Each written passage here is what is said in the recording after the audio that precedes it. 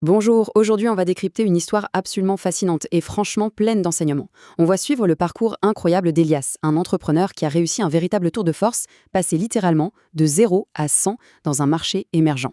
C'est vraiment l'étude de cas parfaite pour comprendre comment faire grandir une entreprise dans un environnement globalisé super complexe, là où les règles habituelles du commerce, elles ne s'appliquent tout simplement pas.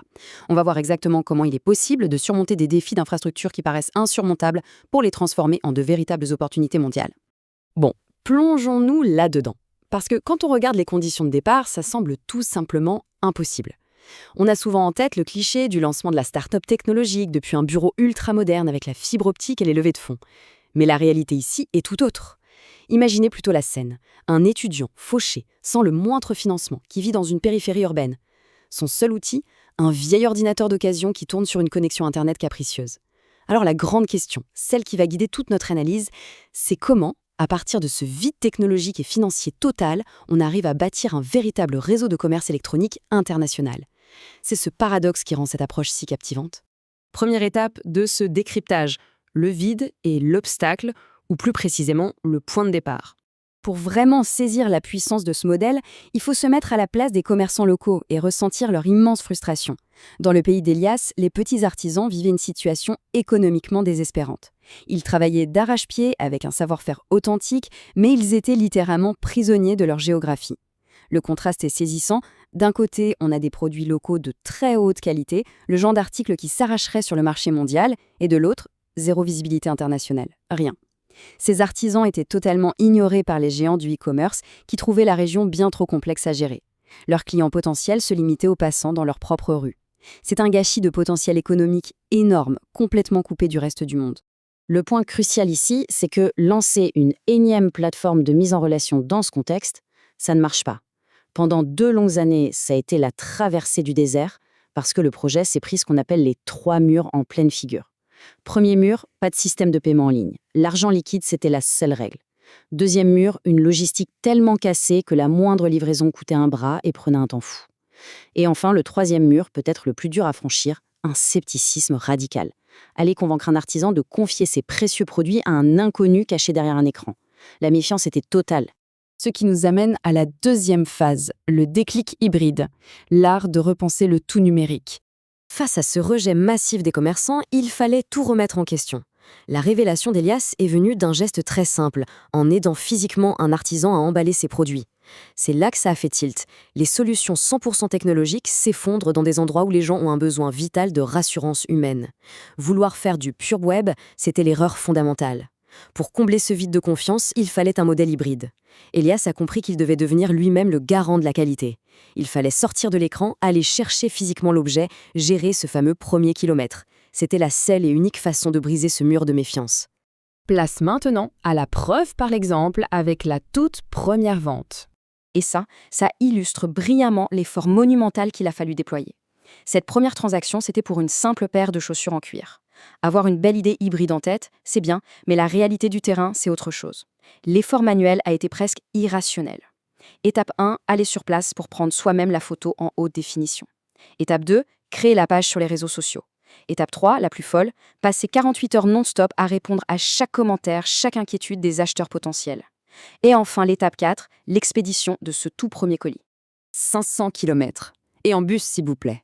Pour être absolument certain que l'expérience de ce premier client soit irréprochable et que le colis ne disparaisse pas dans une logistique locale douteuse, la livraison a été faite en personne. Un trajet en bus de 500 km pour livrer une boîte à chaussures. Évidemment, d'un point de vue comptable, c'est un désastre, c'est zéro profit. Mais d'un point de vue stratégique, c'est le coup de génie. L'entreprise a gagné son tout premier véritable ambassadeur. La machine de la confiance était enfin en route. Mais vient le moment crucial de passer à l'échelle, de passer de l'artisanat au système. Parce que oui, on peut bien prendre le bus pour un client, mais pour 1000 commandes par jour, c'est impossible. Gérer cette croissance a exigé une transition vraiment brutale. Il a fallu transformer ces efforts héroïques individuels en une machine industrielle. Et pour y arriver sans les infrastructures traditionnelles, ils ont mis en place 3 piliers. D'abord, une standardisation stricte, des contrôles qualité poussés pour garantir que ce qu'on voit en ligne correspond au pixel près à ce qu'on reçoit. Ensuite, une technologie ultra légère, une application conçue pour tourner parfaitement sur de vieilles connexions 2G hyper instables pour inclure les vendeurs les plus isolés. Et enfin, un coup de maître logistique. Au lieu de lutter contre les transporteurs informels locaux, ils s'en sont fait des alliés pour structurer un réseau de distribution qui n'existait tout simplement pas. Ce qui est vraiment intéressant dans cette comparaison, c'est le gouffre entre le manuel de la Silicon Valley et la réalité des marchés émergents. Un passage à l'échelle traditionnelle, ça aurait été de lever des millions pour acheter ses propres flottes de camions et de cibler uniquement les zones avec la fibre. Mais la méthode adaptée au marché fait exactement l'inverse. Elle utilise ce qui est déjà là. On s'associe au secteur informel, on bride volontairement sa propre application pour qu'elle tourne en 2G. C'est une vraie leçon de pragmatisme et d'humilité. Dernière partie, l'entrepreneur comme un pont. La philosophie centrale derrière tout ça. C'est cette constance incroyable qui a permis au système d'Elias de devenir une infrastructure vitale, connectant aujourd'hui des milliers d'artisans au marché national et même international. Et sa philosophie se résume dans cette citation percutante. La réussite ne vient pas de l'idée disruptive, mais de votre capacité à devenir la solution aux problèmes que les autres ont abandonnés. Boum, c'est puissant, non? La technologie, dans ces marchés-là, c'est juste un outil, pas une fin en soi. La vraie valeur ajoutée, c'est de s'attaquer aux problèmes logistiques et humains super complexes que les grandes entreprises ont trouvés trop sales, trop compliqués ou pas assez rentables. Le grand enseignement, le voici. Pour vraiment passer à l'échelle, il ne faut surtout pas essayer d'imposer de nouvelles habitudes technologiques de force. Il faut construire des ponts invisibles qui respectent les contraintes du terrain. En fait, c'est une équation très simple. Quand on arrive à éliminer la moindre friction entre l'acheteur et le vendeur, la magie opère. Il n'y a plus besoin de forcer le marché. C'est le marché lui-même qui s'emballe et qui porte l'entreprise. Et ça nous laisse avec une vraie question pour la suite. L'histoire d'Elias, c'est dans le e-commerce, mais le principe s'applique partout. Dans nos économies modernes, quelles autres frictions majeures peuvent encore être gommées? Quels nouveaux ponts hybrides, mêlant la chaleur du contact humain et l'efficacité du numérique, pourraient transformer la santé, l'éducation ou même l'agriculture? Parce que c'est bien en allant fouiller dans ces problèmes prétendument insolubles, ce que tout le monde évite, qu'on trouve les plus grandes opportunités. Au fond, l'obstacle, c'est souvent le chemin. Merci d'avoir suivi ce décryptage et à très bientôt.